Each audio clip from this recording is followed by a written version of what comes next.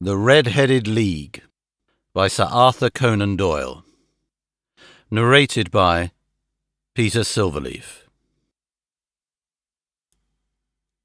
I had called upon my friend Mr. Sherlock Holmes one day in the autumn of last year, and found him deep in conversation with a very stout, florid-faced, elderly gentleman with fiery red hair.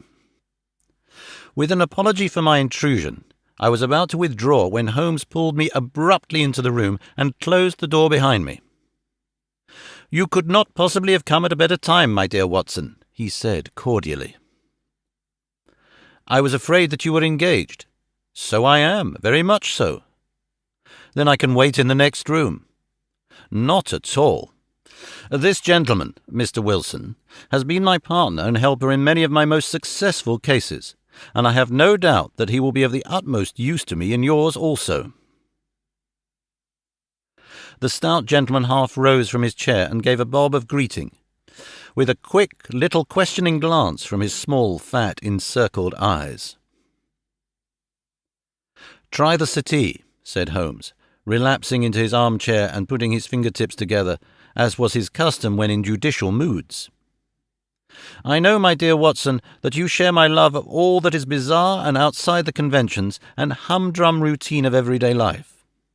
You have shown your relish for it by the enthusiasm which has prompted you to chronicle, and, if you will excuse my saying so, somewhat to embellish so many of my own little adventures." "Your cases have indeed been of the greatest interest to me," I observed. "You'll remember that I remarked the other day, just before we went into the very simple problem presented by Miss Mary Sutherland, that for strange effects and extraordinary combinations we must go to life itself, which is always far more daring than any effort of the imagination. A proposition which I took the liberty of doubting." "You did, Doctor, but nonetheless you must come round to my view, for otherwise I shall keep on piling fact upon fact on you until your reason breaks down under them and acknowledges me to be right. Now, Mr. Jabez Wilson here has been good enough to call upon me this morning, and to begin a narrative which promises to be one of the most singular which I have listened to for some time. You have heard me remark that the strangest and most unique things are very often connected not with the larger, but with the smaller crimes, and occasionally, indeed, where there is room for doubt whether any positive crime has been committed. As far as I have heard, it is impossible for me to say whether the present case is an instance of crime or not, but the course of events is certainly among the most singular that I have ever listened to. Perhaps, Mr. Wilson, you would have the great kindness to recommence your narrative.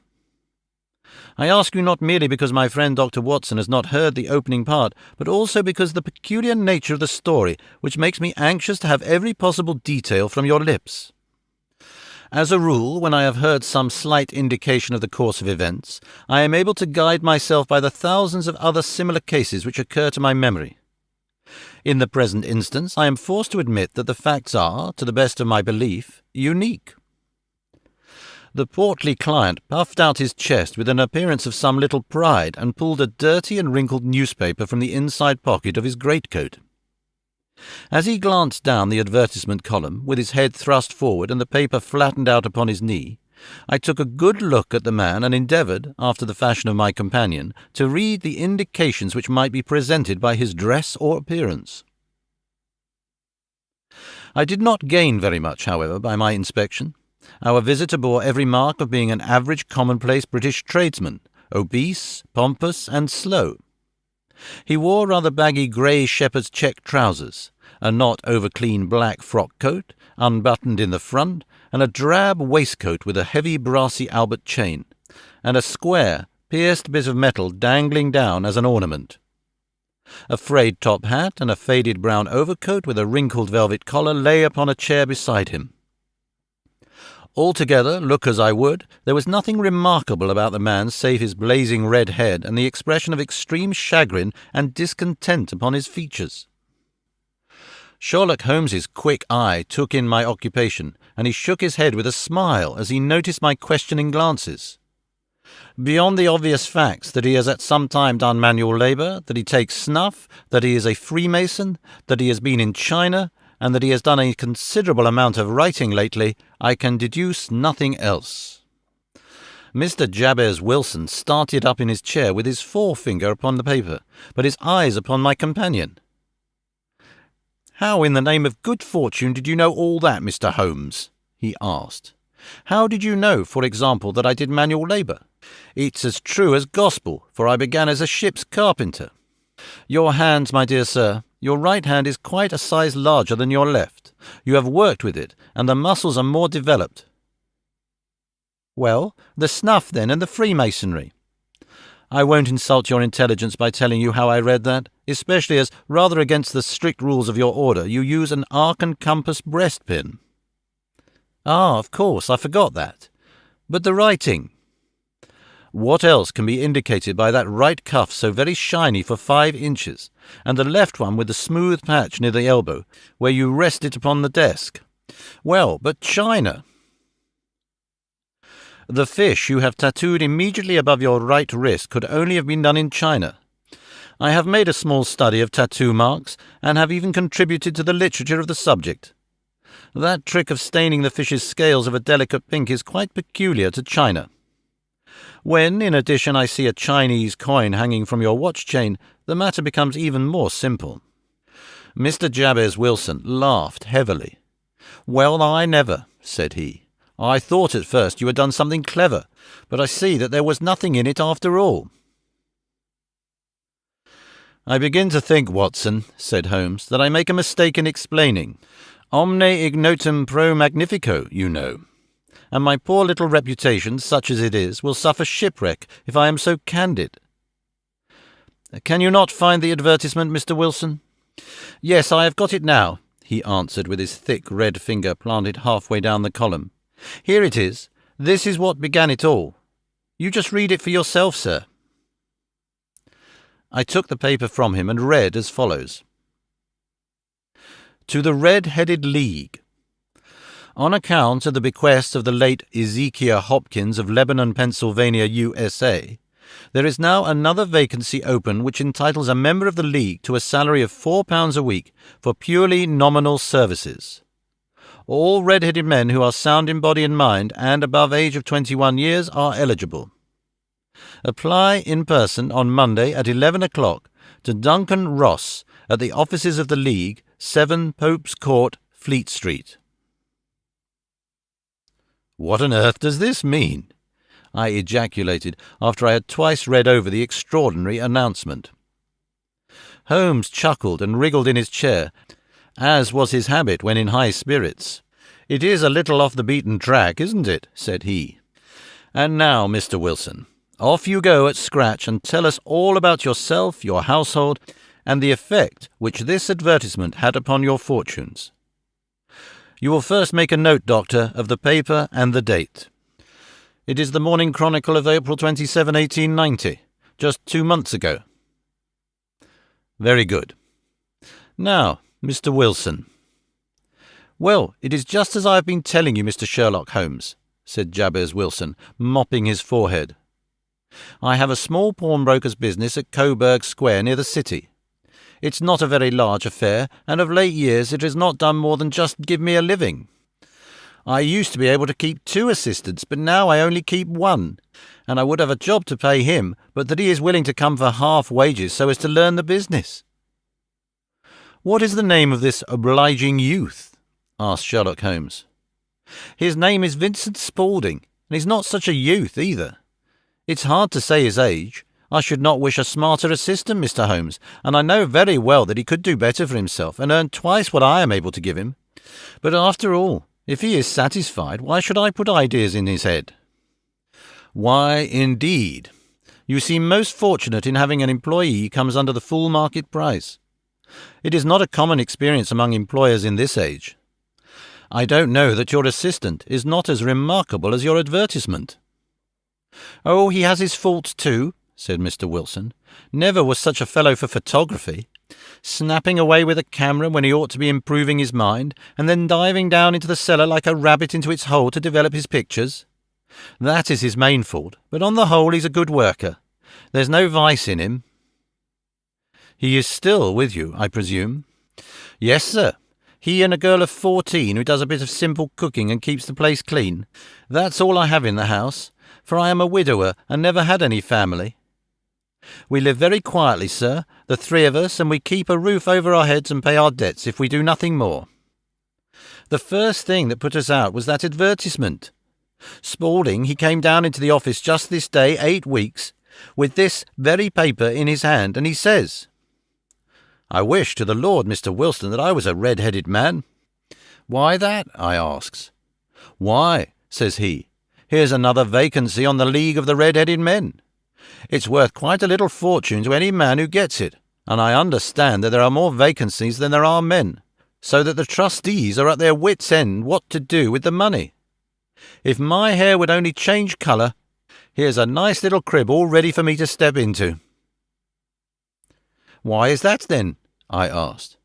'You see, Mr. Holmes, I am a very stay-at-home man, and as my business came to me instead of my having to go to it, I was often weeks on end without putting my foot over the doormat. In that way I didn't know much of what was going on outside, and I was always glad of a bit of news.' 'Have you ever heard of the League of the Red-Headed Men?' he asked with his eyes open. 'Never.' 'Why, I wonder at that, for you are eligible yourself for one of the vacancies.' 'And what are they worth?' I asked. 'Oh, merely a couple of hundred a year, but the work is slight, and it need not interfere very much with one's other occupations.' Well, you can easily think that made me prick up my ears, for the business had not been over good for some years, and an extra couple of hundred would have been very handy. 'Tell me all about it,' said I. 'Well,' said he, showing me the advertisement, 'you can see for yourself that the League has a vacancy, and there is the address where you should apply for particulars. As far as I can make out, the League was founded by an American millionaire, Ezekiel Hopkins, who was very particular in his ways. He was himself red-headed, and he had a great sympathy for all red-headed men, so when he died, it was found that he had left his enormous fortune in the hands of trustees, with the instructions to apply the interest to the providing of easy berths to men whose hair is of that colour. From all that I hear, it is splendid pay and very little to do.' 'But,' said I, 'there would be millions of red-headed men who would apply.' 'Not so many as you would think,' he answered. 'You see, it is really confined to Londoners and to grown men. This American had started from London when he was young, and he wanted to do the old town a good turn. Then again, I have heard, it is no use of your applying if your hair is light red or dark red or anything but real bright, blazing, fiery red.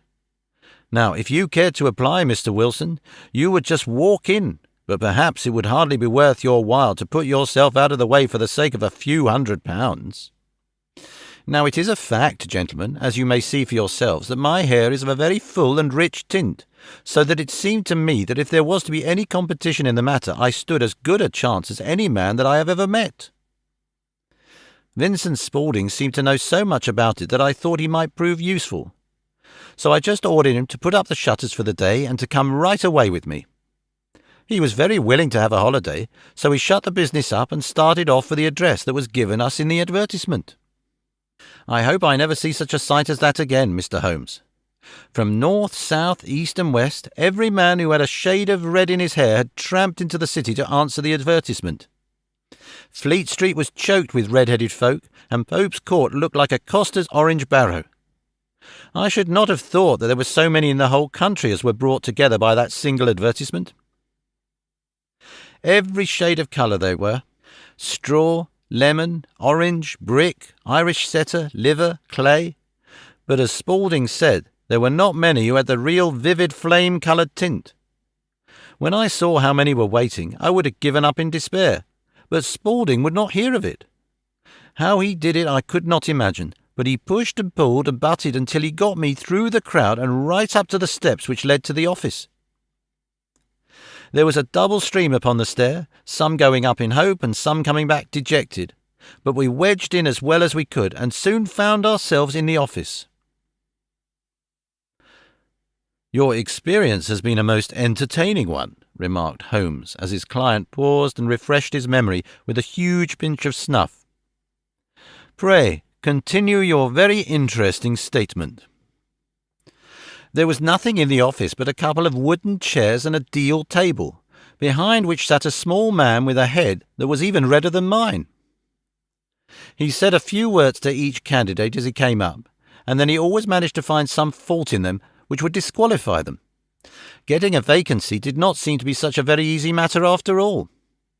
However, when our turn came, the little man was much more favourable to me than to any of the others, and he closed the door as we entered, so that he might have a private word with us.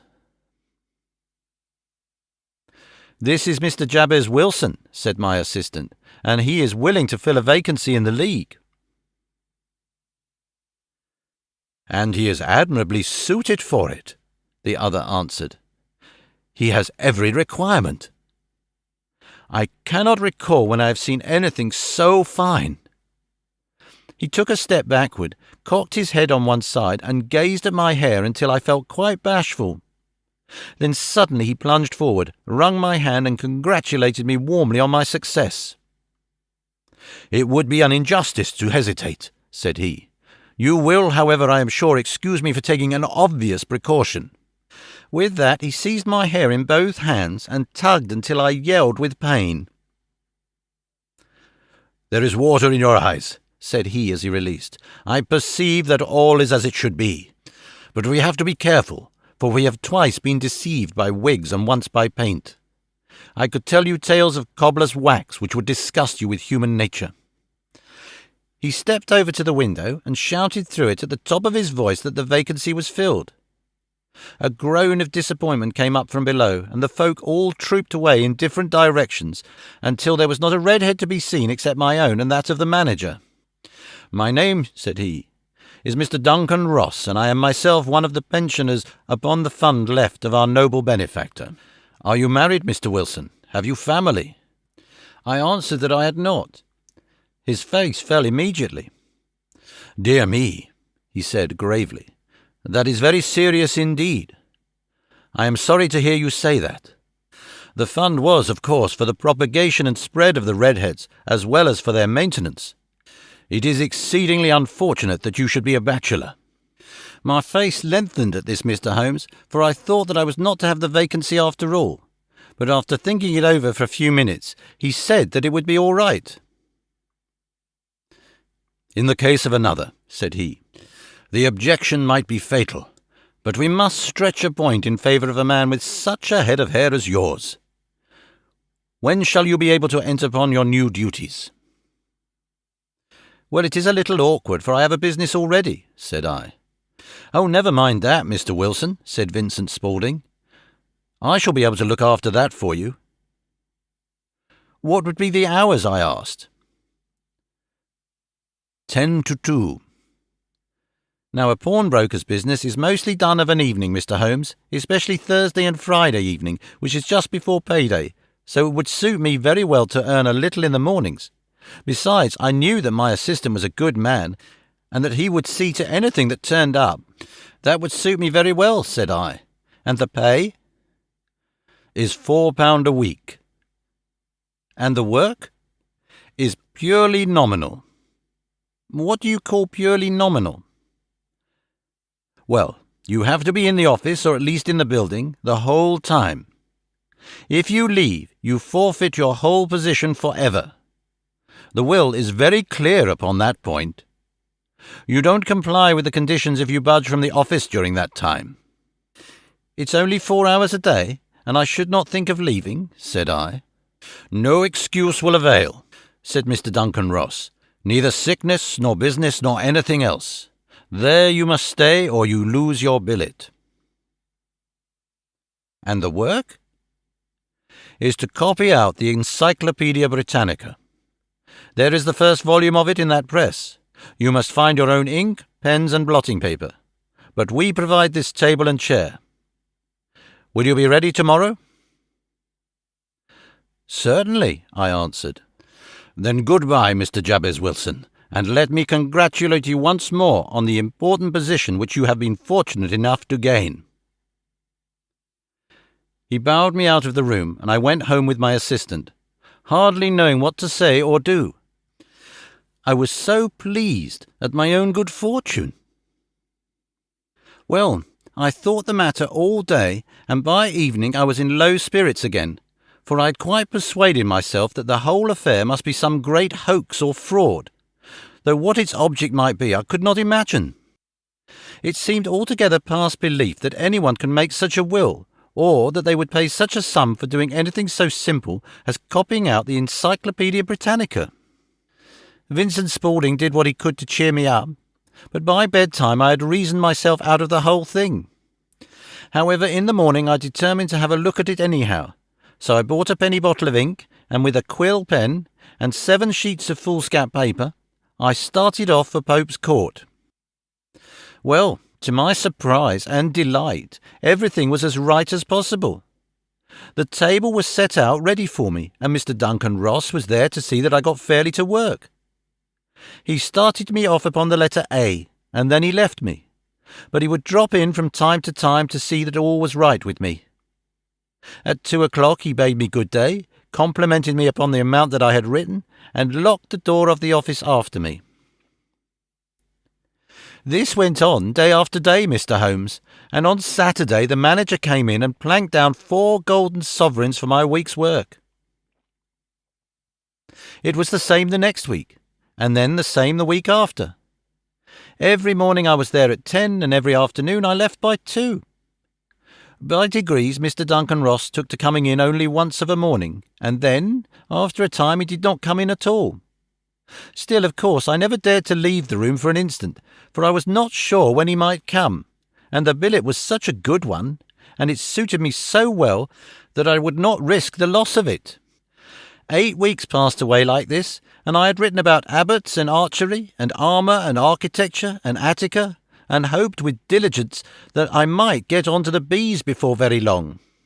It cost me something in foolscap, and I had pretty nearly filled a shelf with my writings, and then suddenly the whole business came to an end. To an end?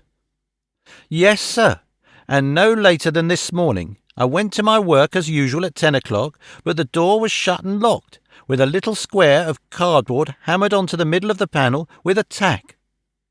Here it is, and you can read for yourself. He held up a piece of white cardboard about the size of a sheet of notepaper.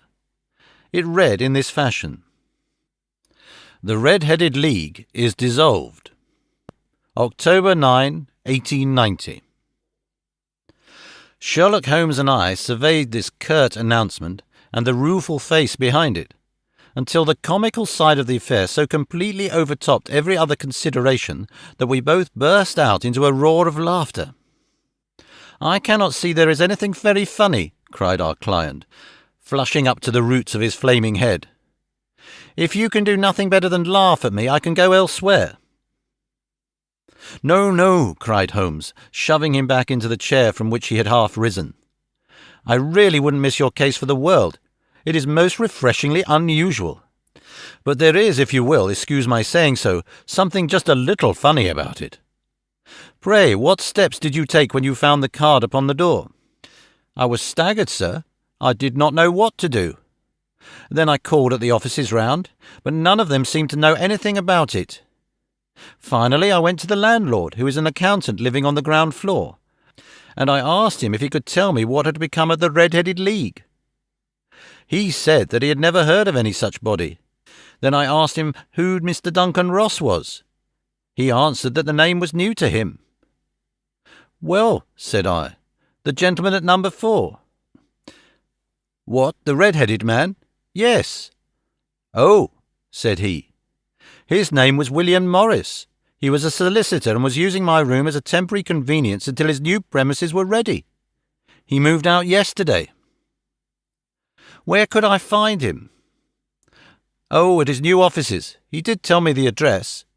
Yes, 17 King Edward Street near St. Paul's."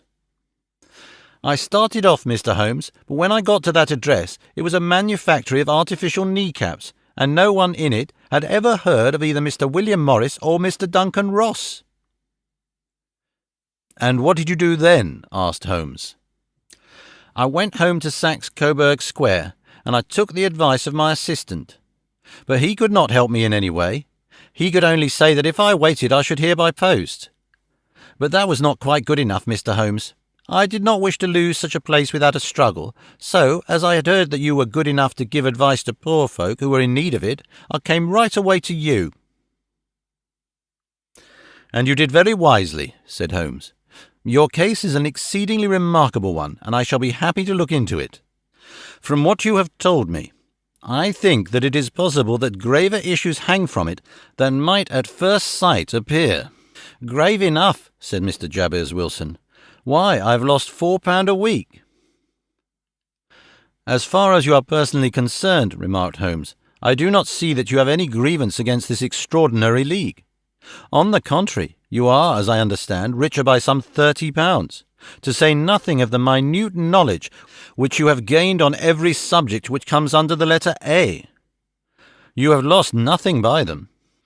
"No, sir, but I want to find out about them and who they are, and what their object was in playing this prank, if it was a prank, upon me. It was a pretty expensive joke for them, for it cost them £32. We shall endeavour to clear up these points for you, and first 1 or 2 questions, Mr. Wilson. This assistant of yours who first called your attention to the advertisement, how long had he been with you?" "About a month, then." "How did he come?" "In answer to an advertisement." "Was he the only applicant?" "No, I had a dozen." "Why did you pick him?" "Because he was handy and would come cheap." "At half wages, in fact?" "Yes." "What is he like, this Vincent Spaulding?" "Small, stout-built, very quick in his ways, no hair on his face, though he's not short of 30, has a white splash of acid upon his forehead." Holmes sat up in his chair in considerable excitement. "I thought as much," said he. "Have you ever observed that his ears are pierced for earrings?" "Yes, sir. He told me that a gypsy had done it for him when he was a lad." Said Holmes, sinking back in deep thought. "He is still with you?" "Oh, yes, sir. I've only just left him." "And has your business been attended to in your absence?" "Nothing to complain of, sir. There's never very much to do of a morning." "That will do, Mr. Wilson. I shall be happy to give you an opinion upon the subject in the course of a day or two. Today is Saturday, and I hope that by Monday we may come to a conclusion." "Well, Watson," said Holmes when our visitor had left us, "what do you make of it all?" "I make nothing of it," I answered frankly. "It is a most mysterious business." "As a rule," said Holmes, "the more bizarre a thing is, the less mysterious it proves to be. It is your commonplace, featureless crimes that are really puzzling, just as a commonplace face is the most difficult to identify. But I must be prompt over this matter." "What are you going to do, then?" I asked. "To smoke," he answered. "It is quite a 3-pipe problem, and I beg that you won't speak to me for 50 minutes. He curled himself up in his chair, with his thin knees drawn up to his hawk-like nose, and there he sat with his eyes closed and his black clay pipe thrusting out like the bill of some strange bird. I had come to the conclusion that he had dropped to sleep, and indeed was nodding myself, when he suddenly sprang out of his chair with the gesture of a man who has made up his mind and put his pipe down upon the mantelpiece. "Sarasate plays at the St. James's Hall this afternoon," he remarked. "What do you think, Watson? Could your patient spare you for a few hours?"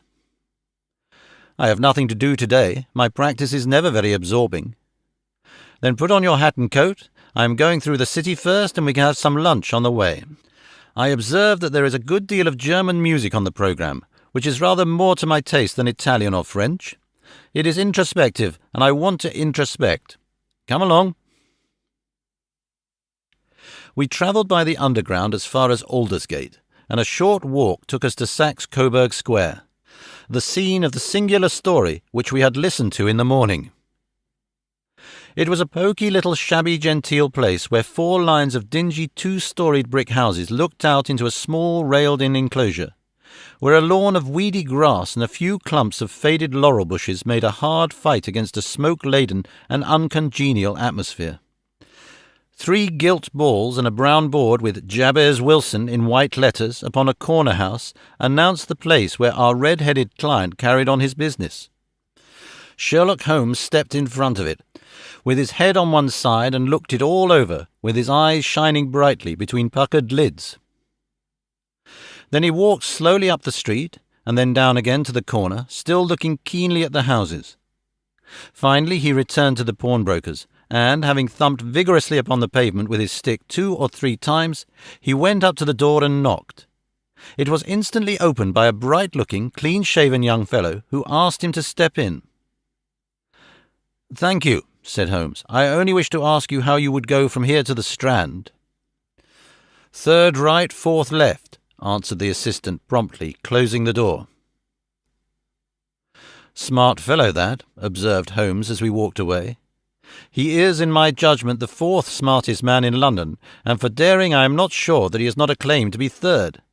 I have known something of him before." "Evidently," said I. "Mr. Wilson's assistant counts for a good deal in this mystery of the Red-Headed League. I am sure that you inquired your way merely in order that you might see him." "Not him." "What then?" "The knees of his trousers." "And what did you see?" "What I expected to see." "Why did you beat the pavement?" "My dear doctor, this is a time for observation, not for talk. We are spies in an enemy's country. We know something of Saxe-Coburg Square. Let us now explore the paths which lie behind it." The road in which we found ourselves, as we turned round the corner from the retired Saxe-Coburg Square, presented as great a contrast to it as the front of a picture does to the back. It was one of the main arteries which conveyed the traffic of the city to the north and west. The roadway was blocked with the immense stream of commerce flowing in a double tide inward and outward, while the footpaths were black with the hurrying swarm of pedestrians. It was difficult to realize as we looked at the line of fine shops and stately business premises that they really abutted on the other side upon the faded and stagnant square which we had just quitted. "Let me see," said Holmes, standing at the corner and glancing along the line. "I should like just to remember the order of the houses here. It is a hobby of mine to have an exact knowledge of London. There is Mortimer's, the tobacconist, the little newspaper shop, the Coburg branch of the City and Suburban Bank, the vegetarian restaurant, and McFarlane's carriage-building depot. That carries us right on to the other block. And now, Doctor, we've done our work, so it's time we had some play. A sandwich and a cup of coffee, and then off to Violin Land, where all is sweetness and delicacy and harmony, and there are no red-headed clients to vex us with their conundrums." My friend was an enthusiastic musician, being himself not only a very capable performer, but a composer of no ordinary merit. All the afternoon he sat in the stalls wrapped in the most perfect happiness, gently waving his long, thin fingers in time to the music, while his gently smiling face and his languid, dreamy eyes were as unlike those of Holmes the sleuth-hound, Holmes the relentless, keen-witted, ready-handed criminal agent, as it was possible to conceive. In his singular character the dual nature alternately asserted itself, and his extreme exactness and astuteness represented, as I have often thought, the reaction against the poetic and contemplative mood which occasionally predominated in him. The swing of his nature took him from extreme languor to devouring energy, and, as I knew well, he was never so truly formidable as when, for days on end, he had been lounging in his armchair amid his improvisations and his black-letter editions. Then it was that the lust of the chase would suddenly come upon him, and that his brilliant reasoning power would rise to the level of intuition, until those who were unacquainted with his methods would look askance at him as on a man whose knowledge was not that of other mortals. When I saw him that afternoon so enwrapped in the music at St. James's Hall, I felt that an evil time might be coming upon those whom he had set himself to hunt down. "You want to go home, no doubt, Doctor?" he remarked as we emerged. "Yes, it would be as well. And I have some business to do that will take some hours. This business at Coburg Square is serious." "Why serious?"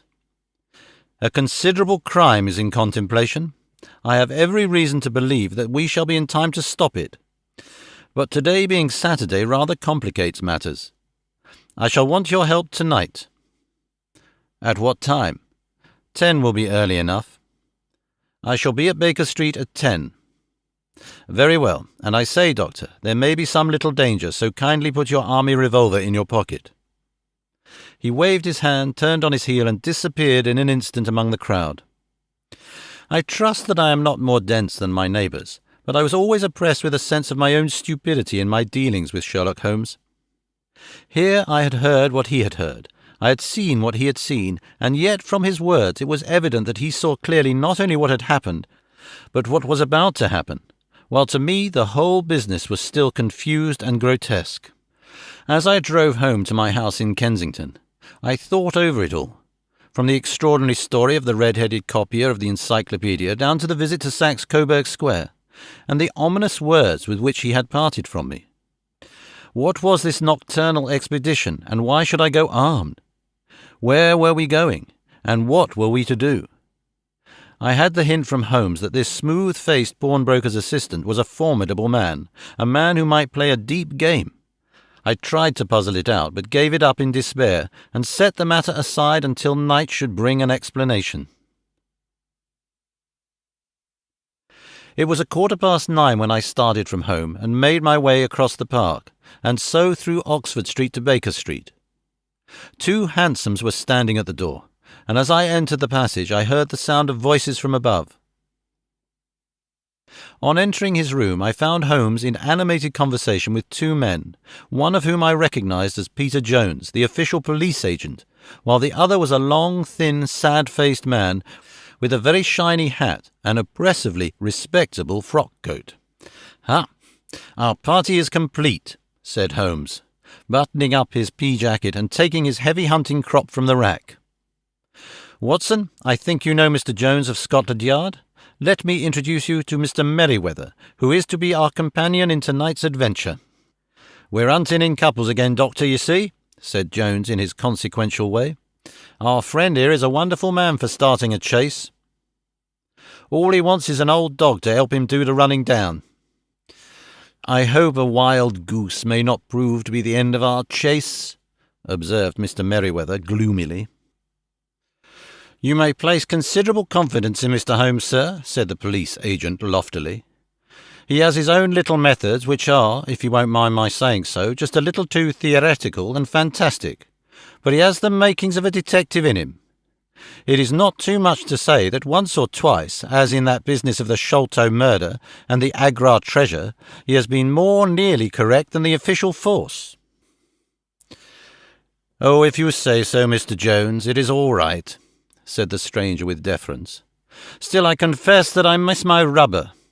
It is the first Saturday night for 27 years that I have not had my rubber."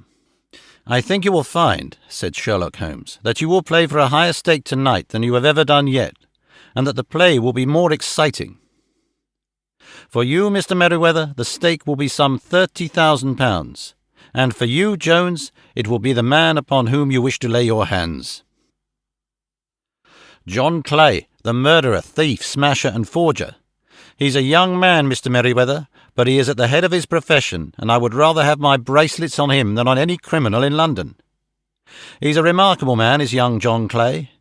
His grandfather was a royal duke, and he himself has been to Eton and Oxford. His brain is as cunning as his fingers, and though we meet signs of him at every turn, we never know where to find the man himself. He'll crack a rib in Scotland one week and be raising money to build an orphanage in Cornwall the next. I've been on his track for years and never set eyes on him yet. I hope that I may have the pleasure of introducing you tonight.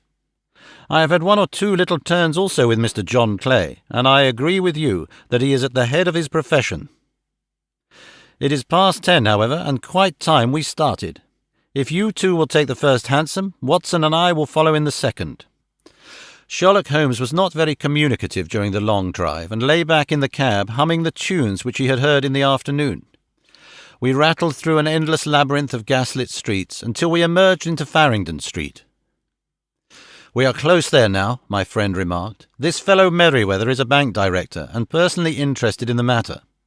I thought it as well to have Jones with us also. He is not a bad fellow, though an absolute imbecile in his profession. He has one positive virtue. He is as brave as a bulldog and as tenacious as a lobster if he gets his claws upon anyone. Here we are, and they are waiting for us." We had reached the same crowded thoroughfare in which we had found ourselves in the morning. Our cabs were dismissed, and following the guidance of Mr. Merryweather, we passed down a narrow passage and through a side door, which he opened for us. Within there was a small corridor which ended in a very massive iron gate. This also was opened, and led down a flight of winding stone steps which terminated at another formidable gate. Mr. Merryweather stopped to light a lantern, and then conducted us down a dark, earth-smelling passage, and so, after opening a third door, into a huge vault or cellar, which was piled all round with crates and massive boxes. "You are not very vulnerable from above," Holmes remarked as he held up the lantern and gazed about him. "Nor from below," said Mr. Merryweather, striking his stick upon the flags which lined the floor.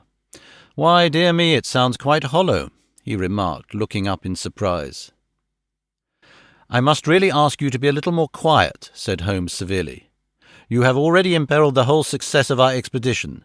Might I beg you that you would have the goodness to sit down upon one of those boxes and not to interfere?"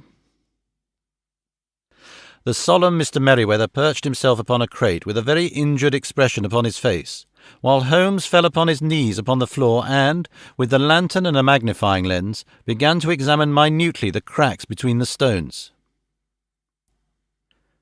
A few seconds sufficed to satisfy him, for he sprang to his feet again and put his glass in his pocket. "We have at least an hour before us," he remarked, "for they can hardly take any steps until the good pawnbroker is safely in bed. Then they will not lose a minute, for the sooner they do their work, the longer time they will have for their escape. We are at present, Doctor, as no doubt you have divined, in the cellar of the City branch of one of the principal London banks. Mr. Merryweather is the chairman of directors, and he will explain to you that there are reasons why the more daring criminals of London should take a considerable interest in this cellar at present." "It is our French gold," whispered the director. "We have had several warnings that an attempt might be made upon it." "Your French gold?" "Yes. We had occasion some months ago to strengthen our resources, and borrowed for that purpose 30,000 Napoleons from the Bank of France. It has become known that we have never had occasion to unpack the money, and that it is still lying in our cellar. The crate upon which I sit contains 2,000 Napoleons packed between layers of lead foil. Our reserve of bullion is much larger at present than is usually kept in a single branch office, and the directors have had misgivings upon the subject." "Which were very well justified," observed Holmes, "and now it is time that we arranged our little plans. I expect that within an hour matters will come to a head. In the meantime, Mr. Merryweather, we must put the screen over the dark lantern." "And sit in the dark?" "I am afraid so. I had brought a pack of cards in my pocket, and I thought that, as we are a partie carrée, you might have your rubber after all. But I see that the enemy's preparations have gone so far that we cannot risk the presence of a light. And first of all, we must choose our positions. These are daring men, and though we shall take them at a disadvantage, they may do us some harm unless we are careful. I shall stand behind this crate, and do you conceal yourselves behind those. Then, when I flash a light upon them, close in swiftly.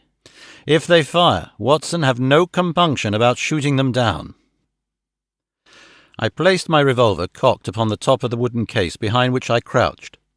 Holmes shot the slide across the front of his lantern and left us in pitch darkness. Such an absolute darkness as I have never before experienced. The smell of hot metal remained to assure us that the light was still there, ready to flash out at a moment's notice. To me, with my nerves worked up to a pitch of expectancy, there was something depressing and subduing in the sudden gloom, and in the cold, dank air of the vault. "They have but one retreat," whispered Holmes. "That is back through the house into Saxe-Coburg Square. I hope that you have done what I asked you, Jones." "I have an inspector and 2 officers waiting at the front door." "Then we have stopped all the holes, and now we must be silent and wait." What a time it seemed! From comparing notes afterwards, it was but an hour and a quarter, yet it appeared to me that the night must have almost gone and the dawn be breaking above us.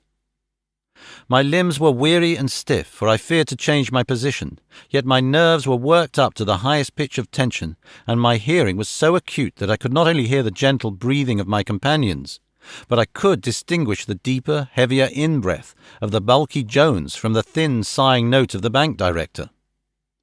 From my position I could look over the case in the direction of the floor. Suddenly my eyes caught the glint of a light. At first it was but a lurid spark upon the stone pavement. Then it lengthened out until it became a yellow line, and then, without any warning or sound, a gash seemed to open and a hand appeared, a white, almost womanly hand, which felt about in the centre of the little area of light. For a minute or more the hand, with its writhing fingers, protruded out of the floor. Then it was withdrawn as suddenly as it appeared, and all was dark again save the single lurid spark, which marked a chink between the stones. Its disappearance, however, was but momentary. With a rending, tearing sound, one of the broad white stones turned over upon its side and left a square, gaping hole, through which streamed the light of a lantern. Over the edge there peeped a clean-cut, boyish face, which looked keenly about it, and then, with a hand on either side of the aperture, drew itself shoulder-high and waist-high until one knee rested upon the edge. In another instant he stood at the side of the hole, and was hauling after him a companion, lithe and small like himself, with a pale face and a shock of very red hair. "It's all clear," he whispered. "Have you the chisel and the bags?" "Great Scott! Jump, Archie, jump, and I'll swing for it." Sherlock Holmes had sprung out and seized the intruder by the collar. The other dived down the hole, and I heard the sound of rending cloth as Jones clutched at his skirts.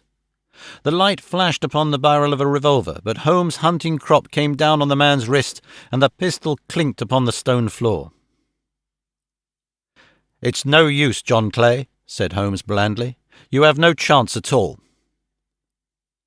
"So I see," the other answered with utmost coolness. "I fancy that my pal is all right, though I see you have got his coat-tails." "There are 3 men waiting for him at the door," said Holmes. "Oh, indeed. You seem to have done the thing very completely. I must compliment you." "And I you," Holmes answered. "Your red-headed idea was very new and effective." "You'll see your pal again presently," said Jones. "He's quicker at climbing down holes than I am. Just hold out while I fix the derbies." "I beg that you will not touch me with your filthy hands," remarked our prisoner, as the handcuffs clattered upon his wrists. "You may not be aware that I have royal blood in my veins. Have the goodness also, when you address me, always to say 'sir' and 'please.'" "All right," said Jones with a stare and a snigger. "Well, would you please, sir, march upstairs, where we can get a cab to carry your Highness to the police station?" "That is better," said John Clay serenely. He made a sweeping bow to the 3 of us and walked quietly off in the custody of the detective. "Really, Mr. Holmes," said Mr. Merryweather as we followed them from the cellar, "I do not know how the bank can thank you or repay you. There is no doubt that you have detected and defeated in the most complete manner one of the most determined attempts at bank robbery that have ever come within my experience. I have had 1 or 2 little scores of my own to settle with Mr. John Clay," said Holmes. "I have been at some small expense over this matter, which I shall expect the bank to refund, but beyond that I am amply repaid by having had an experience which is in many ways unique, and by hearing the very remarkable narrative of the Red-Headed League. You see, Watson," he explained in the early hours of the morning as we sat over a glass of whisky and soda in Baker Street, "it was perfectly obvious from the first that the only possible object of this rather fantastic business of the advertisement of the League and the copying of the encyclopedia must be to get this not over-bright pawnbroker out of the way for a number of hours every day. It was a curious way of managing it, but really it would be difficult to suggest a better. The method was no doubt suggested to Clay's ingenious mind by the colour of his accomplice's hair. The £4 a week was a lure which must draw him, and what was it to them, who were playing for thousands? They put in the advertisement, 1 rogue has the temporary office, the other rogue incites the man to apply for it, and together they manage to secure his absence every morning in the week. From the time that I heard of the assistant having come for half wages, it was obvious to me that he had some strong motive for securing the situation. But how could you guess what the motive was? Had there been a woman in the house, I should have suspected a more vulgar intrigue. That, however, was out of the question. The man's business was a small one, and there was nothing in his house which could account for such elaborate preparations and such an expenditure as they were at. It must then be something out of the house. What could it be? I thought of the assistant's fondness for photography and his trick of vanishing into the cellar. The cellar! There was the end of this tangled clue. Then I made inquiries as to this mysterious assistant, and found that I had to deal with one of the coolest and most daring criminals in London. He was doing something in the cellar, something which took many hours a day for months on end. What could it be once more? I could think of nothing save that he was running a tunnel to some other building. So far as I had got when we went to visit the scene of action, I surprised you by beating upon the pavement with my stick. I was ascertaining whether the cellar stretched out in front or behind. It was not in front. Then I rang the bell, and, as I hoped, the assistant answered it. We have had some skirmishes, but we had never set eyes upon each other before. I hardly looked at his face. His knees were what I wished to see. You must yourself have remarked how worn, wrinkled, and stained they were.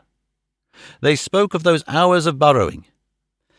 The only remaining point was, what were they burrowing for? I walked round the corner, saw the City and Suburban Bank abutted on our friend's premises, and felt that I had solved my problem. When you drove home after the concert, I called upon Scotland Yard and upon the chairman of the bank directors, with the result that you have seen. And how could you tell that they would make their attempt tonight? I asked. Well, when they closed their League offices, that was a sign that they cared no longer about Mr. Jabez Wilson's presence. In other words, they had completed their tunnel. But it was essential that they should use it soon, as it might be discovered, or the bullion might be removed. Saturday would suit them better than any other day, as it would give them 2 days for their escape. For all these reasons I expected them to come tonight. You reasoned it out beautifully, I exclaimed in unfeigned admiration. It is so long a chain, and yet every link rings true. It saved me from the ennui, he answered, yawning. Alas, I already feel it closing in upon me. My life is spent in one long effort to escape from the commonplaces of existence. These little problems help me to do so. And you are a benefactor of the race, said I. He shrugged his shoulders. Well, perhaps after all it is of some little use, he remarked. L'homme c'est rien, l'ouvre c'est tout, as Gustave Flaubert wrote to George Sand.